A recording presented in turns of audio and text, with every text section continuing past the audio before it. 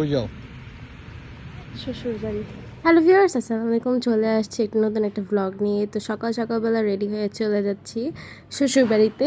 আমি, আমার হাজব্যান্ড আর আমার মেয়ে, আমরা তিনজনই রেডি হয়ে বের হয়ে গেছিলাম।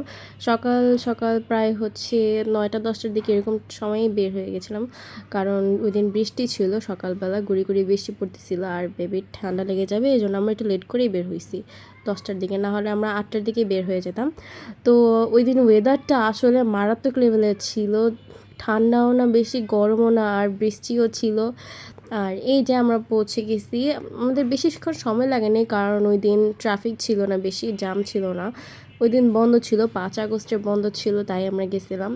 আর ওয়েদারটা জাস্ট একটু দেখেন, ওয়েদারটা কিন্তু অনেক সুন্দর ছিল ওই দিনের। আমরা আস্তে আস্তে কিন্তু চলে যাচ্ছিলাম। আমি ওকে বলতেছিলাম যে যতটুকু দ্রুত হোক সম্ভব চলো, কারণ বৃষ্টি পড়ে যাবে, আর যদি বৃষ্টি হয়, আমরা রেইনকোট নিয়ে আসি নাই, তাই না হলে আমাদের তিনজনই পরে ঠান্ডা লেগে যাবে। তো এই যে বলছিলাম যে বৃষ্টি হবে, আমাদের আসার পরপরই বৃষ্টি শুরু হয়ে গেছে। ভাগ্য ভালো আমরা তাড়াতাড়ি আসছিলাম। আর এই যে এখানে আমার মেয়ে কিন্তু ছাগল নিয়ে কিন্তু খেলা করতেছিল, কান টানতেছিল। তো আমরা বিকালবেলা একটু চা খেতে বের হয়ে গেছিলাম। এখানে খাঁটি গরুর দুধে চা পাওয়া যায়, তারপর হচ্ছে এখানে কিন্তু দুধের সরও কিন্তু আলাদা বিক্রি করে। আমরা কিন্তু দুধের সরও নিয়েছিলাম, আর দুধের সরটা জাস্ট ওয়াও ছিল, অসাম ছিল। বাস এরপরই আমরা চলে গেছিলাম বাসায়। তো আজকে এই পর্যন্তই। আল্লাহ হাফেজ, দেখা হবে অন্য কোনো ব্লগে।